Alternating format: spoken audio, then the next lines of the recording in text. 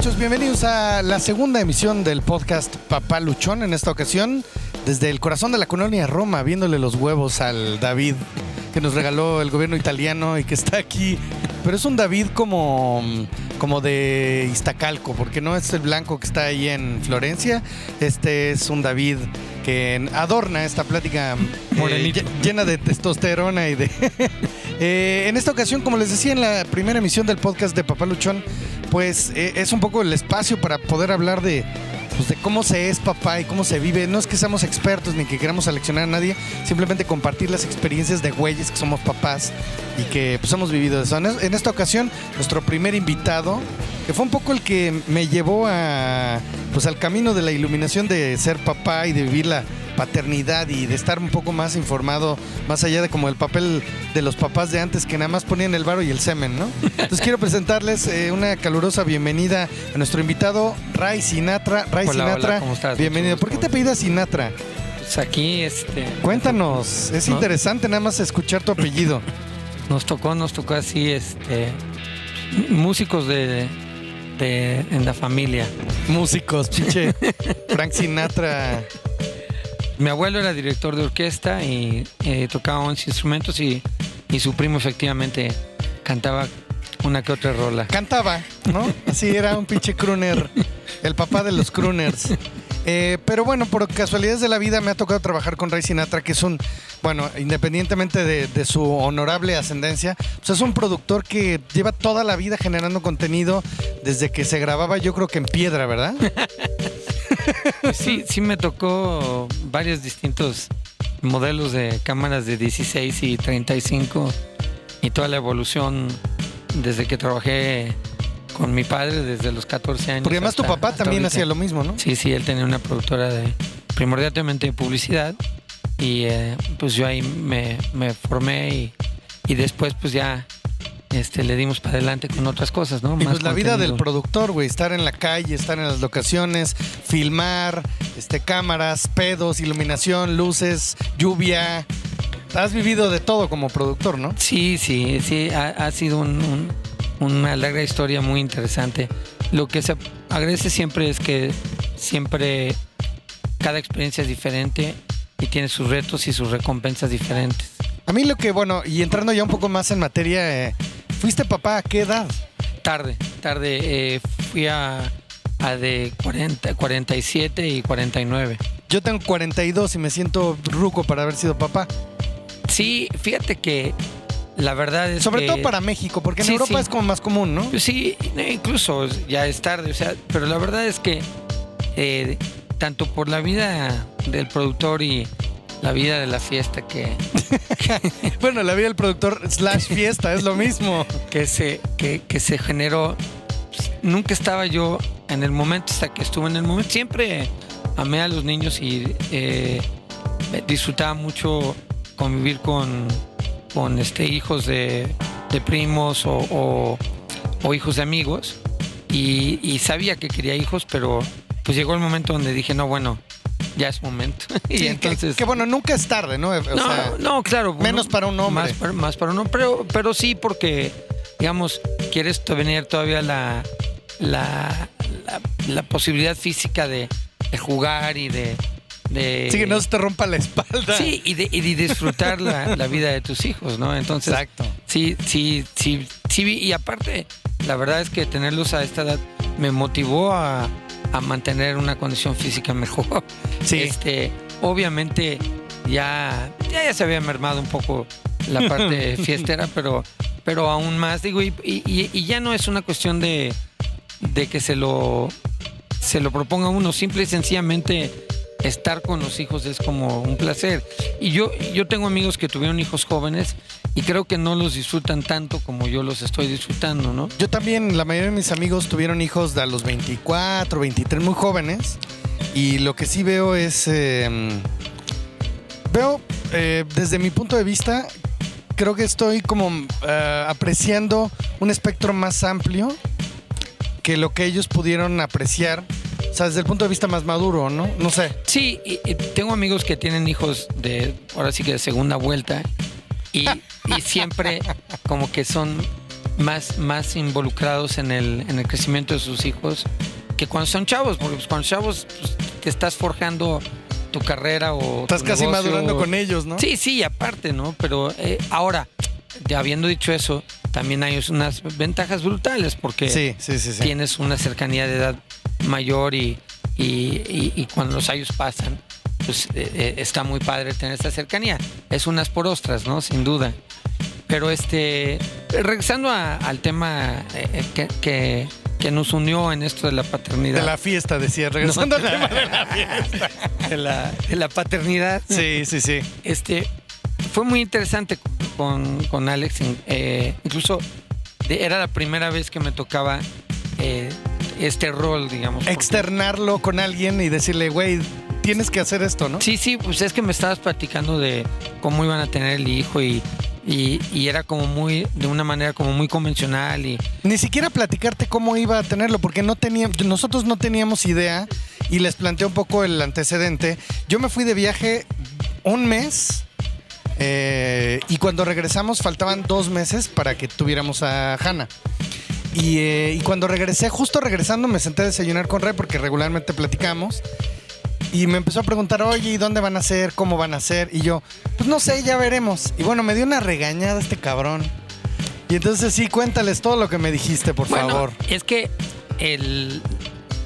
pues a mí me tocó vivirlo con mi mujer. Mi mujer no es que ella tuviera esta tradición familiar, sino que ella se interesó mucho en que tuviera un parto natural.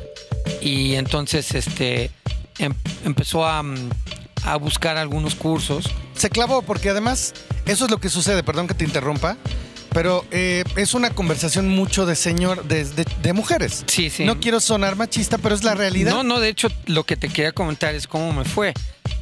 Al primer lugar que me llevó, o sea, lo odié, o sea. ¿Con Mirel? No. Era una chava...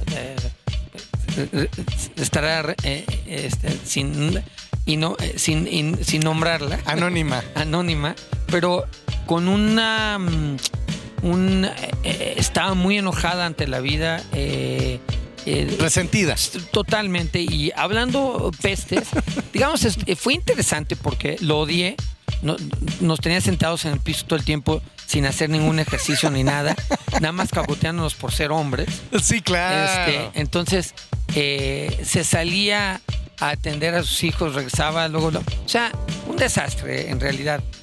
Pero tenía tanto enojo y hablaba de ciertas cosas de la industria de la medicina o del nacimiento de los bebés que sí tenían cierto sentido, pero odié la experiencia mal y le dije a mi mujer, por favor, busca otra cosa. O sea, sí quería yo participar y no quería. Entonces ya buscó otro curso excelente. A ver, pero antes de esto, o sea, tú no es que estuvieras renuente a ser parte del proceso, simplemente estabas embebido, o bueno, no, la palabra no es embebido, estabas clavado en tu chamba, estabas como la mayoría de los güeyes. Ya sabía que era muy importante la leche materna, eso sí lo tenía. Como piedra angular, digamos. Así, ¿no? Como nutrición, porque yo sí soy muy consciente de la nutrición por una cosa de mi familia, que fuimos muy conscientes, o sea, yo fui criado muy consciente de la nutrición. Entonces esa parte sí la tenía clara. Lo del nacimiento, pues un poquito, ya sabes, con esta reserva de que pues es cosa de la mujer, no es del hombre. Uh-huh. Que en parte es verdad, pero por la otra parte no. O sea, ahí está la parte biológica que es muy de la mujer, pero la parte social como que ha relegado un poco a los hombres, ¿no? Bueno, sí, pero las decisiones de cómo nace el bebé, yo creo que tienen que ser conjuntas, porque si hablas con ciertas mujeres, te dicen, no, es decisión de mujer. Y no, o sea, últimamente yo creo que sí, un poco tiene que decidir la mujer porque pues, es su cuerpo, ¿no? Pero habiendo dicho eso, yo creo que sí debe ser una cosa de equipo y las decisiones se deben de tratar de tomar a medida que se pueda en pareja, ¿no? Y bueno, como en este caso ella fue la que me llevaba a estas cosas, entonces pues íbamos, pero ya después, con un poco más suave y ya platicado de otra manera en otro lugar que encontramos. ¿Esto te refieres a un psicoprofiláctico? Sí, a cursos psicoprofilácticos donde te enseñan cómo es que puedes hacer que un bebé nazca naturalmente, porque es un esfuerzo constante de la mamá los últimos 2 meses. Híjole. Para que eso suceda, no es cualquier cosa.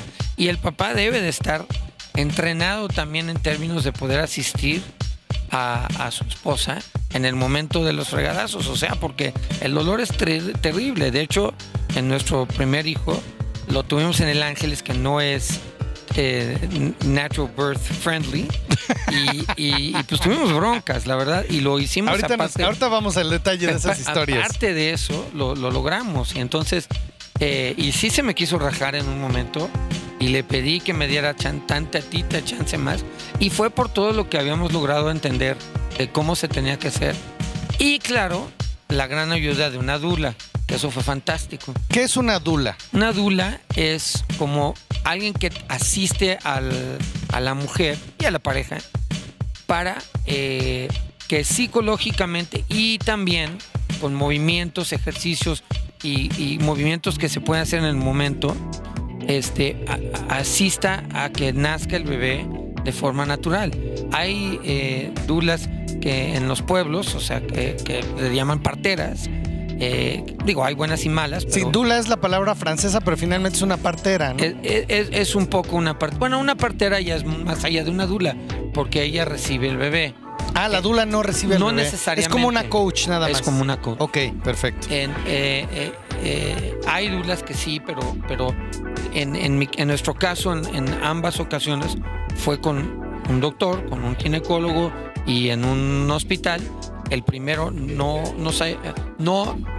diseñado para parto natural. El segundo sí. Y curiosamente batallamos más en el segundo. Ah, sí, pero para el proceso del trabajo de parto, ¿no? Exacto. Que también cada bebé es distinto. Totalmente, y venía un poco de lado y así. Pero es muy fácil de pensar que si hubiéramos tenido la suerte del segundo bebé en el primer parto, hubiera sido cesárea. Y no necesitó ser cesárea. A ver, ¿cuál fue cesárea? Importante. ¿Cuál fue cesárea? Ninguno de los dos. Ah, ok. Pero el segundo hubiera sido cesárea. Si hubiera sido en el Ángel. Ya, sí, porque ese es algo de lo que hablé en la primera emisión de este podcast, que no tengo bien la estadística, pero hay un alto porcentaje de los mexicanos que son, sí. Yo nací por cesárea. Sí, yo también. Y mi mamá no quería que naciera por cesárea, pero así se dio. Según en mi caso puede ser que sí, pero bueno, ahora la verdad es que nunca se puede saber. Pero lo que sí es claro es que hay una observación del World Health Organization hacia México por la cantidad de partos cesárea que hay. O sea, es increíble, ¿eh? De verdad. Estamos en la estadística altísima, y no tan solo en el hospitales privados, que lo podrías entender desde una perspectiva de negocio, que es terrible, pero se podría entender más en el IMSS, o sea, también en el Seguro Popular, o lo que ahora pasa se vaya a llamar. O sea, en términos simples, para los doctores es más práctico, ¿no? Exacto. Porque en una hora pueden ir al golf o al ¿qué es lo que pasa? o a ver jugar a las Chivas, cabrón. ¿Sabes lo que más me ardió cuando empezamos a este tema que me dijiste? No, es que todos nacen por cesárea.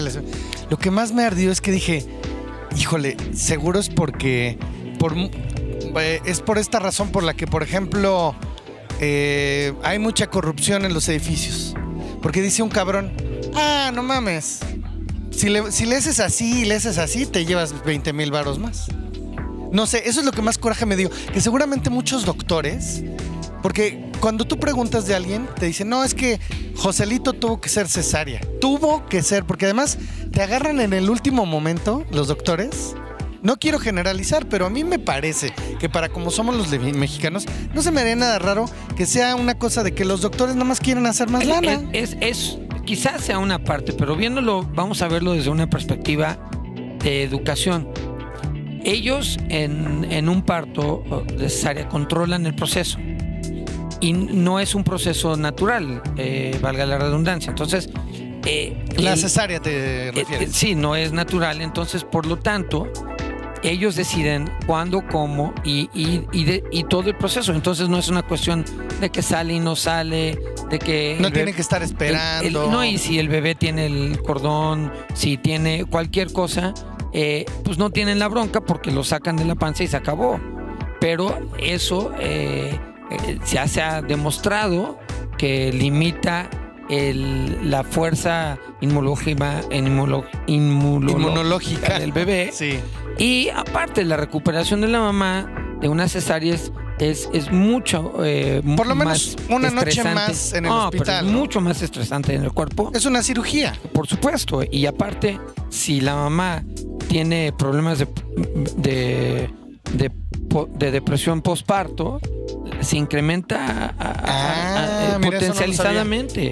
Entonces, claro, porque te abren, hay una cicatriz, claro, puede haber sangrado, puede haber infección. O sea, se cura supuestamente la herida, pero son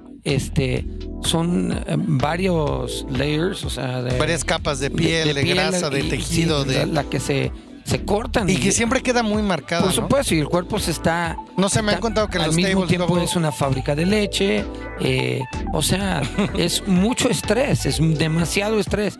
Y todo eso se puede evitar simple y sencillamente dejando que la naturaleza siga su camino correcto. Y un buen entrenamiento. Ahora, tampoco queremos satanizar la cesárea, es una buena alternativa. Y además, puede ser una decisión, puede ser alguien que diga, a mí no me molesten, háganme cesárea. Se vale. Qué bueno que existe la alternativa, ¿no? Totalmente, pero lo ideal no es que de repente, sí, vamos a hacer parto natural y de repente, pum, de sorpresa te clavan la cesárea, que son 20,000 varos más. Sí, digo, sí, y claro, pues se agradecen no tener que gastarlos, pero es parte de lo mismo, porque luego entra en la leche, entonces el doctor inmediatamente... Afecta, ¿no? La dice capacidad de lactar. Bueno, que la lactancia no se genera igual, es probable que la mamá que sufre una cesárea no llegó, o sea, la lactancia no se suelta inmediatamente, o sea, puede afectar a la lactancia según tengo entendido. Y aparte, o sea, pero es junto con pegado porque se llevan el bebé y entonces en el bebé a fuerzas le dan fórmula o agua con azúcar. Le dan suero con azúcar. A mí una de las cosas, porque además, continuando con el aleccionamiento de Ray, me mandó con Mirel, que ojalá una misión podamos platicar con ella, que es una dula, es como la mamá de las dulas, ¿no? Es la Yoda de las dulas. Es Yoda de las dulas. De hecho, su mamá de Mirel anda a andar la mamá en 70 años. Su mamá de ella trajo... Su mamá de ella. Trajo el LEMAS, el sistema, bueno, como la técnica de las dulas. La técnica psicoprofiláctica de Francia. Tiene problemas para articular nuestro amigo Ray. La trajo a México.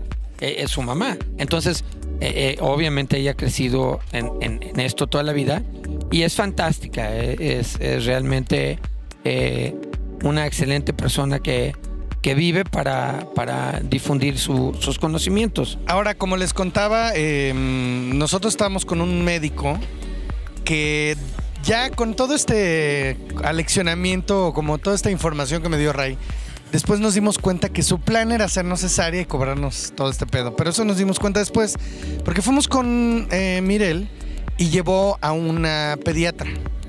Por ejemplo, cuando vas a ser papá, como que ni te enteras de los componentes que va a tener una noche de parto o un día de parto. No sabes que ahí va a haber un pediatra, que como que te vas enterando, pero no hay nadie que te lo diga. Mira, ese día que llegues al parto, esto es lo que te vas a encontrar y así se va a dar el pedo. No, o sea, nadie te lo dice.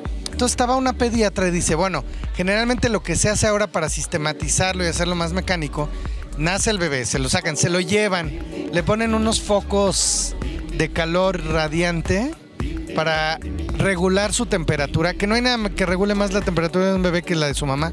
Le ponen focos y le dan un suero glucosado. O sea, le dan azúcar al bebé desde que nace, cabrón. Así es, y lo peor de todo es que el bebé, pues eso fluye solo, no tiene que chupar, no tiene que hacer nada para obtenerlo y le da energía inmediata. Pero es como si te meten coca, ¿no? Sí, y sin todas las otras cosas que tienen El calostro. El calostro, que son las primeras 72 horas principalmente, pero continúa después, que son importantísimos para el crecimiento y el sistema inmunológico del bebé, ¿no? Y entonces, al hacer esto, ¿qué pasa? Pues el bebé se vuelve huevón.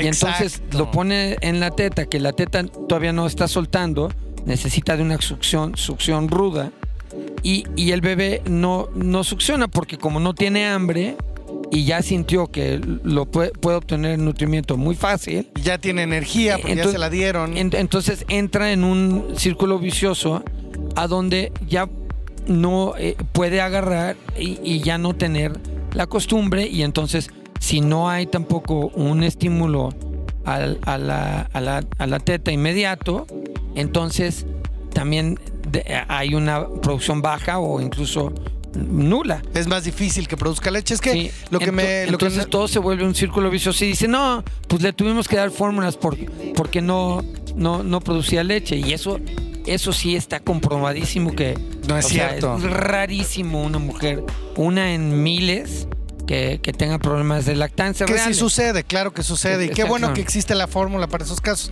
Pero aquí también entra un juego de las farmacéuticas, que pues tienen que vender un chingo de fórmula, ¿no? Y te la quieren vender a huevo. Te garantiza, al doctor le garantiza quitarle la responsabilidad, porque al nutrir el bebé con azúcar y luego fórmula, ya entrega al bebé, pues digamos, comiendo.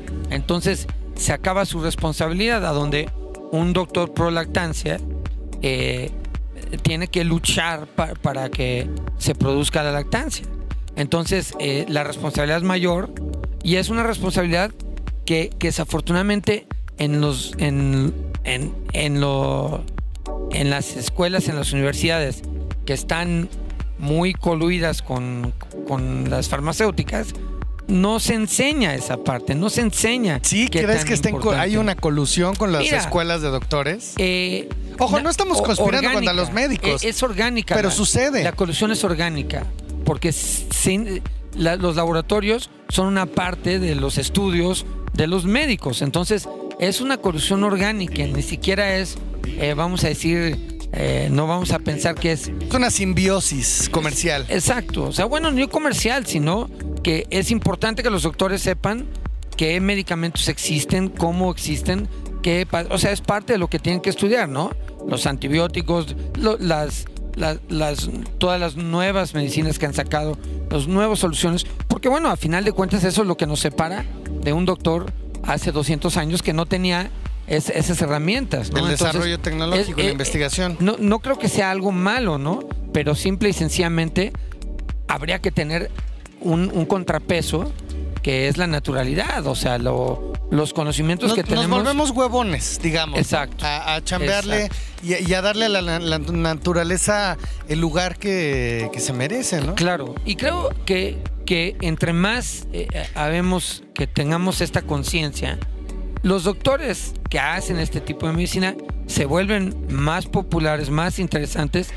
Entonces creo que poco a poco eso va a ayudar a que las generaciones que vienen regresen a esta parte de estudios de cómo podemos ser más naturales. Digo, en el mejor de los casos, tengo la esperanza, digamos. Sí, no, y está cabrón porque tú y yo tenemos la fortuna de pues haber compartido eso y de platicarlo ahorita. ¿Tú crees que la mayoría de los güeyes se sientan a ver el fútbol y hablan de esto? No, y ese es estaría muy bueno, pero no. Esa es otra cosa que creo que también las cosas han cambiado más. Digamos, yo siento que yo nací con papás que me querían mucho, pero mi papá, honestamente, no pasaba tanto tiempo como el que yo paso con mis hijos. Claro. Y sí pasaba tiempo, pero no tanto, o sea, y porque era normal, ¿no? O sea... Sí, los roles eran muy de... Esto es de viejas y esto es de señores. Un poco. O sea, tú fumas, chupas y trabajas, y tú atiendes a los niños y das de comer, punto. Exacto. Entonces, un poco, pues, ya hoy en día creo que hemos entendido que esta parte puede importante, ser muy disfrutable, ¿no? Es que empezó a llover y estamos muy moviendo. Disfrutable, o sea, yo estoy seguro. Es muy disfrutable, güey. Muy, muy disfrutable. Definitivamente. O sea, compartir con un hijo es más interesante que ver quizás hasta Game of Thrones, ¿no? Ahora, cuéntame esta experiencia de... Porque otra realidad de la industria, que es una industria médica enorme, muy potente, muy poderosa. Otra realidad es que pues tienen que tener como ciertas limitantes a la hora del parto, ¿no? O sea, porque tienen un protocolo para cuidarse de muchas cosas, de demandas, de todo eso, que limitan mucho el contacto del papá, ¿no? Sí, ese es otra de las cosas con las que justifican esta forma de actuar del médico actual, ¿no? Hay que seguir el proceso, porque el proceso es lo que nos mantiene con más seguridad. Sí, y seguridad no necesariamente para el bebé y la mamá, sino la seguridad legal de la empresa. Exacto, ¿no? Exacto. Y eso evidentemente es importante cambiarlo, y es importante tener un doctor con el que se puede hablar y que va a permitir que las decisiones últimamente sean de uno. Evidentemente necesitas tener un doctor al que le vas a tener la confianza de que cuando él te diga, ¿sabes qué? Ahora sí, hay bronca. Ok, pero si no te toma en cuenta, entonces estás con un doctor que no deberías de estar.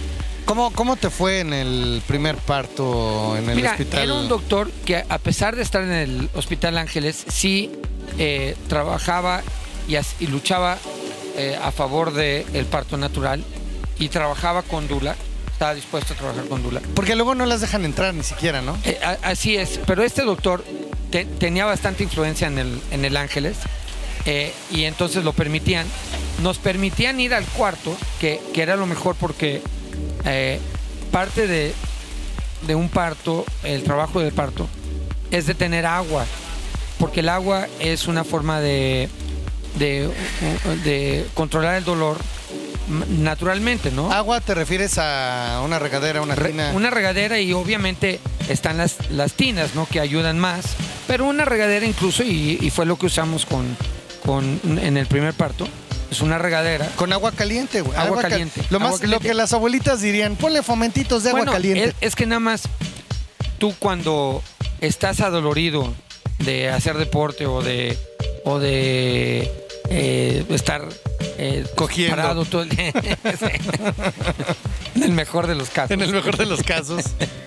Te das un regaderazo de agua caliente y te puedes quedar media hora con agua caliente, y cuando te está pegando el agua caliente, se controla el dolor. Sí. Eso es un hecho. Sí.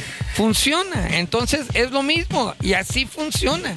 Y así, por ejemplo, logramos, porque mi mujer, en un momento que se separó la Dula, me dijo, no, ¿sabes qué? Que me inyecten en el primer parto. Y le dije, mira, dame chance, vamos a la regadera una vez más, y si no, ya, ahora que te pongan el bloqueo. Y fuimos. La famosa raquia, ¿no? Ajá. Y fuimos, y se estuvo en la regadera 20 minutos, y ¡pum! Vale, ya. Salió y dijo, quiero empujar. Chingón. Y entonces hicimos unos ejercicios y ya fue relativamente rápido.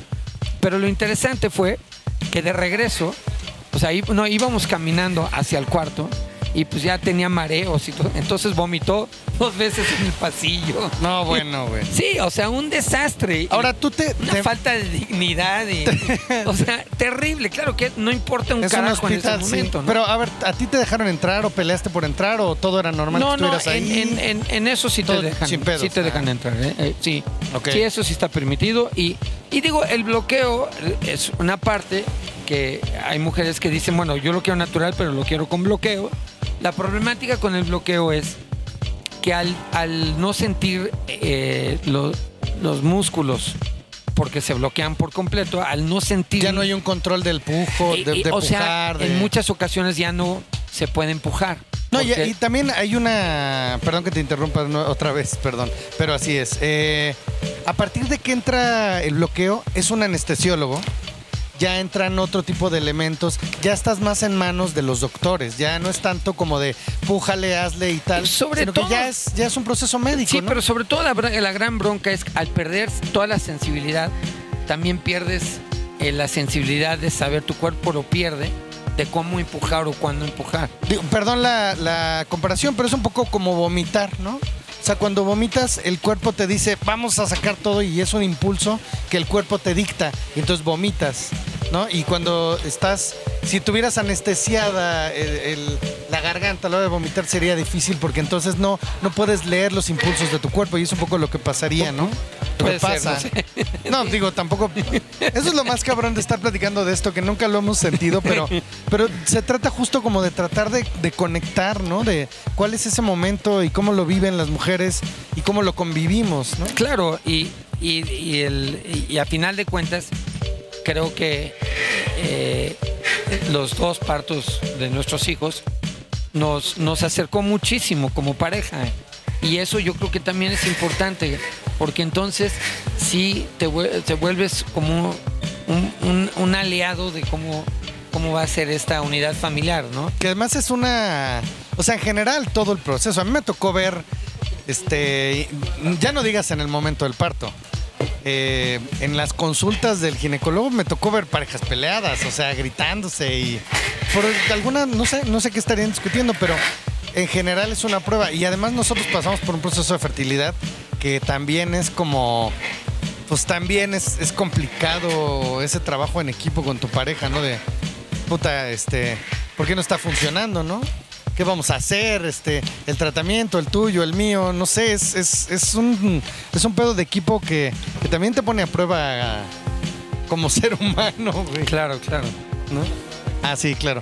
Estamos aquí en el Café Toscano y nos cayó una lluvia, pues más como de Toscana, como de la India, cabrón. Es como un monzón de estos de la Ciudad de México. Y bueno, y el segundo parto, porque además ahora le dicen a todo esto de lo que estamos tratando de llegar, se llama parto humanizado, ¿no? Es como el nombre comercial. Ahora, así es como te lo venden en los hospitales. No lo había escuchado. Ese es el parto humanizado.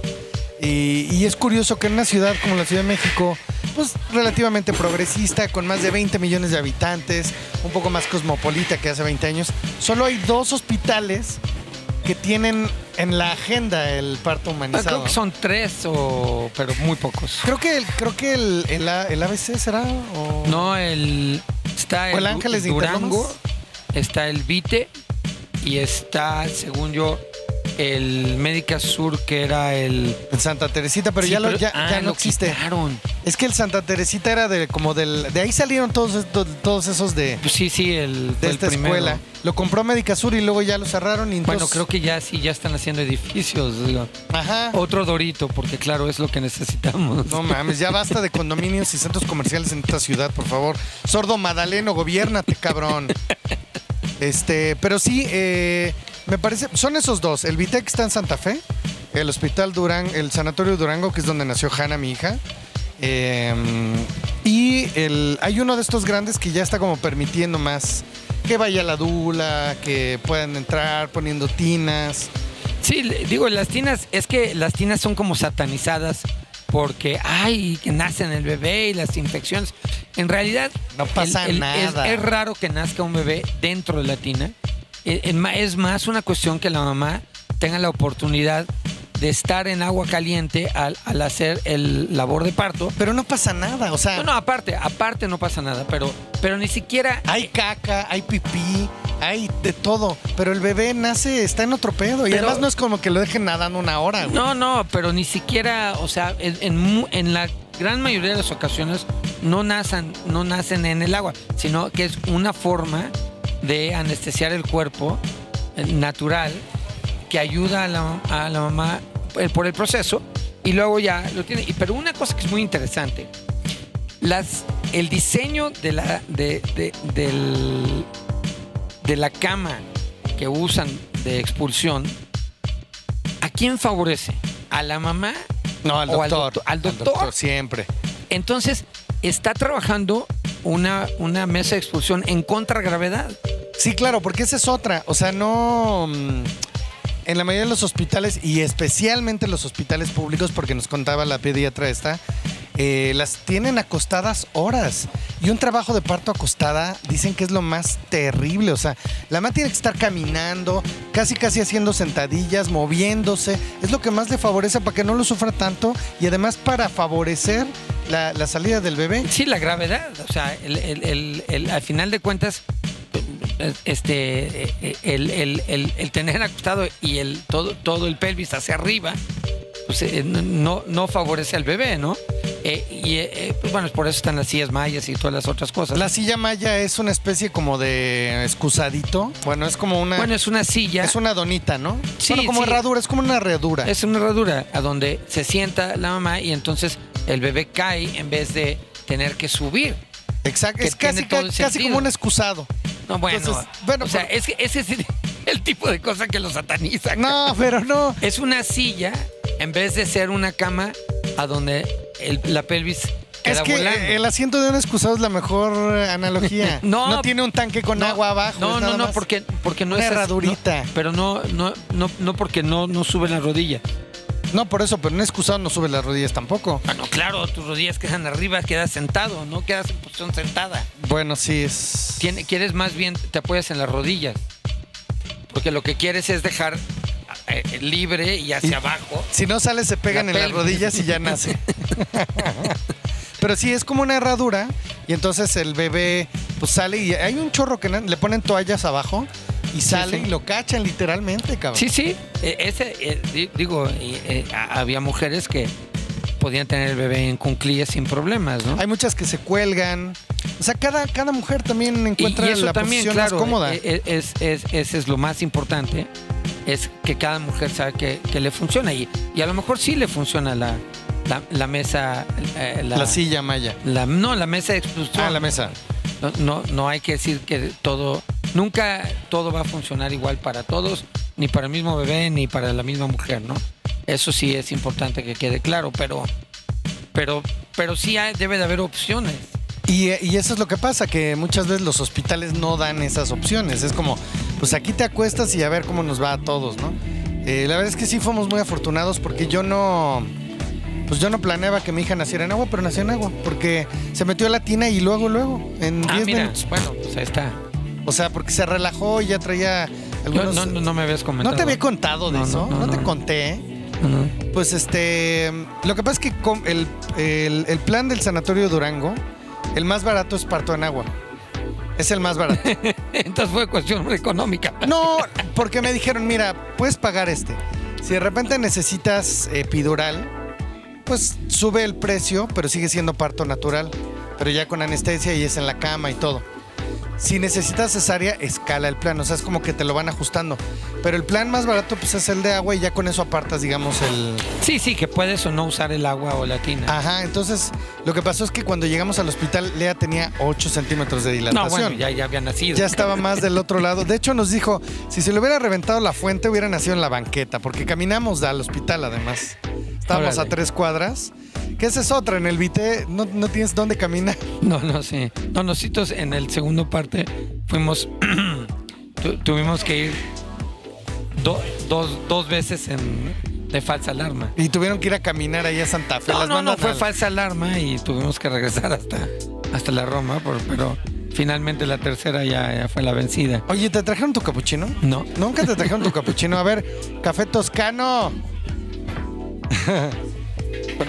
No, esto se va así directo. Sí, no, si no la edición. Oye, muchacho, te encargamos un capuchino, por favor. Un capuchino para el señor y otra mariachi para mí. Gracias, ya está. Sí, gracias. Y sí, nació en agua. Sí, bueno, eso es fenomenal, la verdad. Y es que ahí es la muestra de que el agua, pues pues, somos de agua, venimos de agua. ¿Y sabes qué nos decía el otro doctor?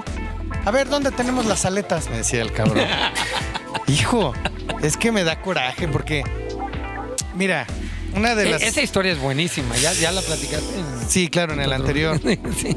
No, pues un doctor súper machista y Dice, no, hombre, a las mujeres no les baja la leche hasta el tercer día. No, dale fórmula, quítate de problemas. Esas son marihuanadas, ¿no? Esas son marihuanadas, no, hombre.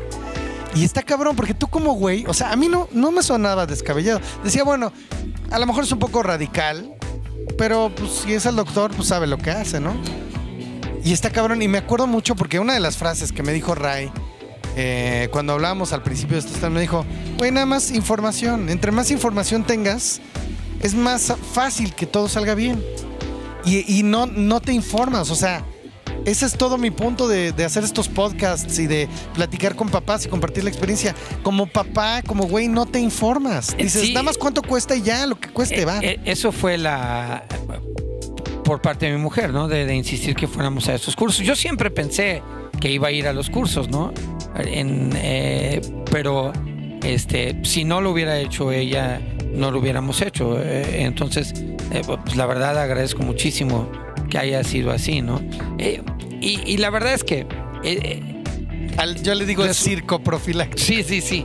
Resultó ser una experiencia de las más fregonas que he vivido. Y es que amigos mayores, una persona con la que luego trabajamos me dijo, miran, que no te enteres qué va a ser, si niño o niña, porque tu única chamba el día del parto va a ser salir a decir a los que están esperando a saber, es niño, es niña, es tu única chamba. Entonces, y claro, pues ese era el punto de vista anterior. Ajá, no te metas, paga y ya. Sí, y definitivamente aquí no fue así, ¿no? Entonces, y eso fue fantástico porque, digamos, yo no di a luz ni mucho menos, pero sí fue una parte integral del parto, y eso es fenomenal, ¿no? Y esa experiencia obviamente influye en la relación que tengo con mis hijos, ¿no? Con cada uno de ellos. Claro. Y el segundo parto fue interesante porque hicimos una labor de preparar a nuestro primer hijo para saber que recibía un segundo... Verga, ese es todo un tema para otro podcast, cabrón, Sí, ¿no? pero es importante porque, sí, claro.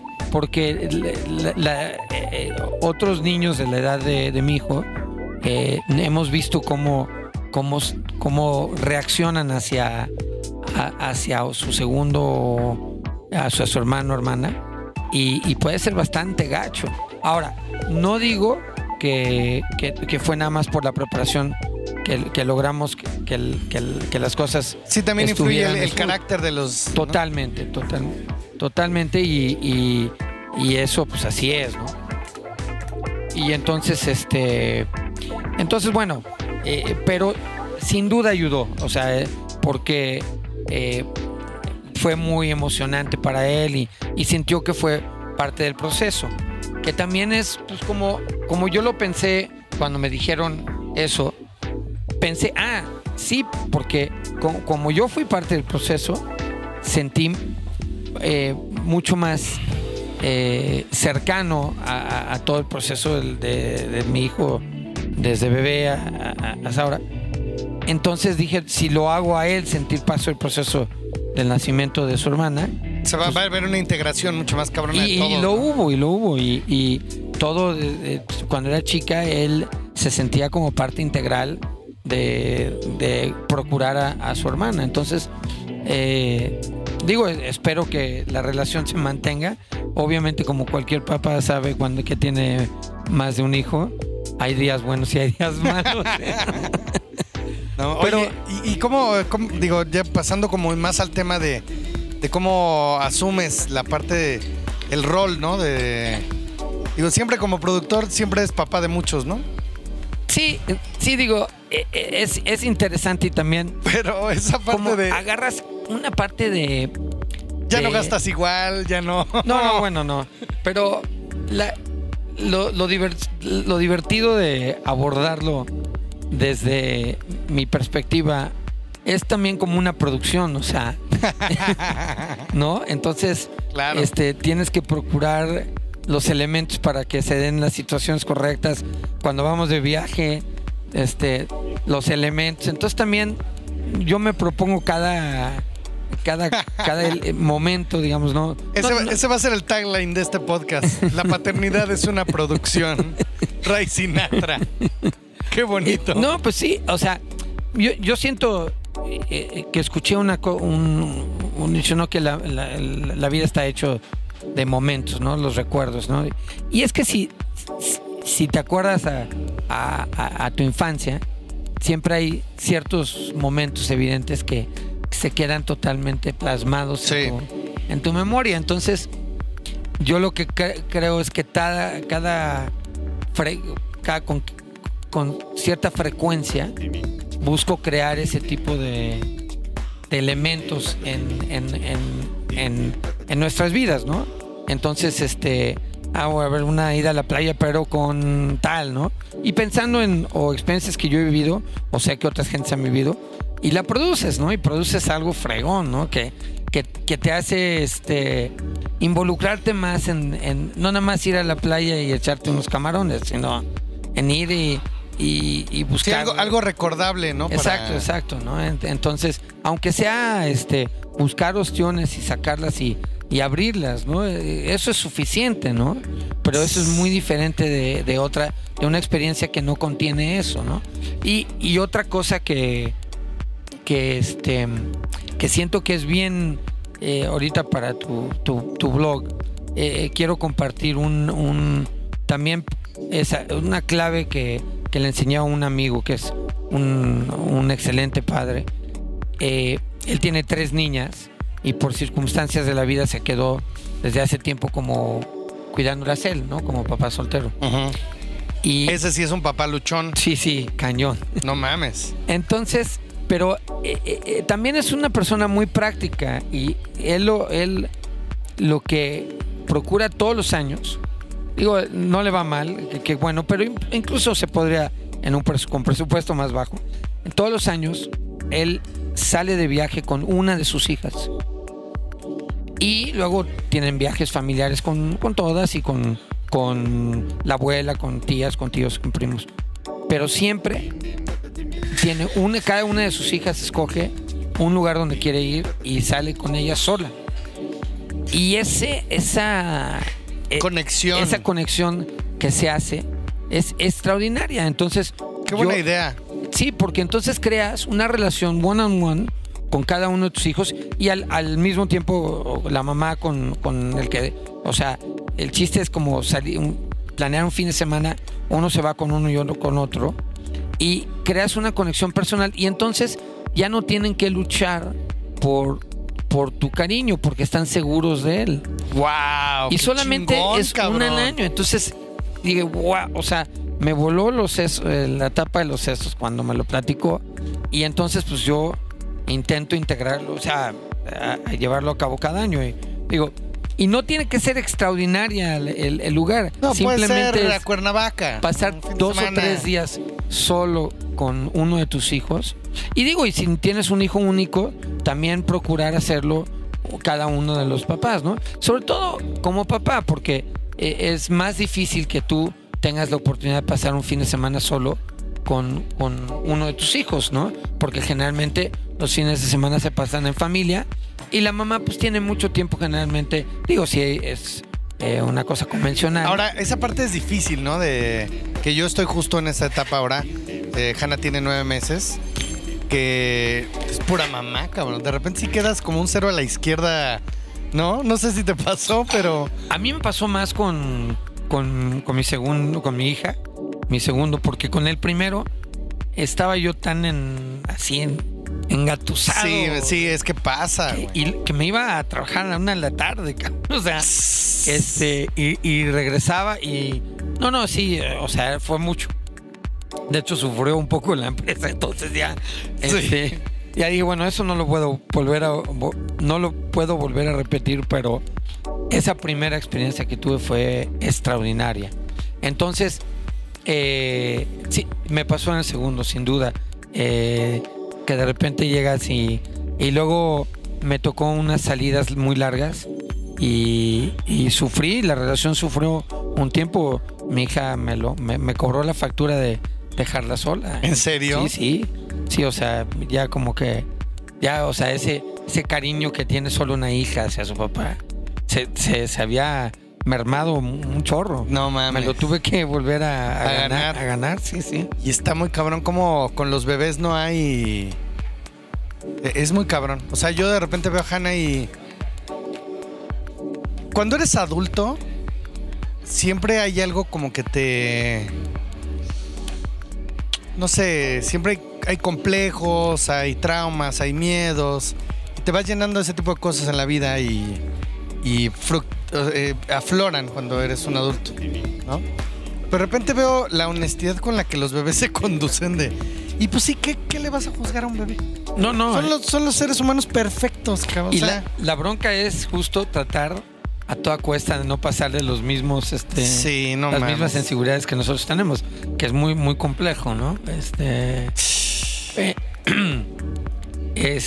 Pero bueno, se hace lo mejor que se puede, cabrón. Oye, alguien decía así con respecto justo a ese tema de que pues llega la mamitis y... Hay parejas que no pueden con eso, ¿eh? Me decían de un caso de un güey que de plano le reclamaba a la esposa y al hijo así. Es que ustedes hacen su club. Así. O sea, le reclamaba que hacían grupos, ¿hace cuenta? Sí, lo excluían. Pero pues cuando el bebé está chiquito, lo único que quiere es la mamá. Es normal, ¿no? Pues sí. O sea, es normal, pero pues hay que luchar por ese cariño, ¿no? Sí, por supuesto. Porque también ahora, en el momento que sienten ese tipo de conflictos. No, la lucha. La lucha de poder, ¿no? No, pero yo digo luchar por el cariño. Digamos que cuando un bebé ve una cierta constancia y una búsqueda y un espacio... Que le echas ganas, pues. Sí, te la agarra. Son lindos los bebés. Sí, no, bueno. Yo tengo una teoría que los bebés son aliens que se posicionan porque... Fíjate, ¿qué parecidos son los bebés a los aliens? Son cabezones, con ojos grandes, no te puedes comunicar bien con ellos, pero conquistan tu pinche mundo y hacen lo que quieren, cabrón, ¿no? Sí, no, bueno, y las niñas peor, ¿no? Las niñas con los papás, bueno, sí, también está muy cabrón. Sí. Bueno, llegamos al final, Ray. Oye, muchas gracias, de verdad, de corazón. Una de mis pasiones es hacer radio y me encanta hacer podcasts y me encanta platicar. Y más cuando es alguien con quien tengo algo en común, que me ha compartido cosas, que hemos compartido cosas. Y este tema, pues me parece chingón que más güeyes le entren a platicar de esto, ¿no? O sea, bueno, y la idea es que tratar de que al escuchar de esto, pues sientan que se puede y que es súper disfrutable, o sea, súper disfrutable. Y miran que... las otras cosas de la vida también son disfrutables. Claro. Pero esta es espectacular.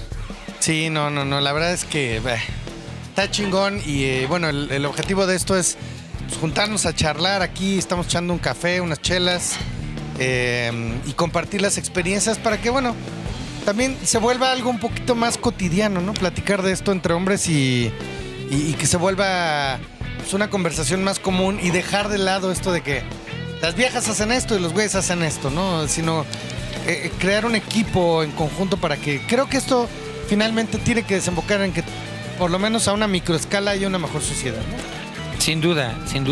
En el momento que nosotros entendamos mejor a nuestros hijos y a nuestras mujeres, las cosas deben de llevarse a cabo de una manera que... por lo menos más armónica. Sin duda. ¿No? Bueno, Ray Sinatra, productor, muchas gracias, señor. Papá, muchísimas gracias. Esta fue la segunda ese güey. Esta fue la segunda emisión de Papá Luchón. Nos escuchamos la próxima semana con más pláticas de la paternidad en este siglo XXI. Hasta la próxima, muchachos. Gracias. Chao.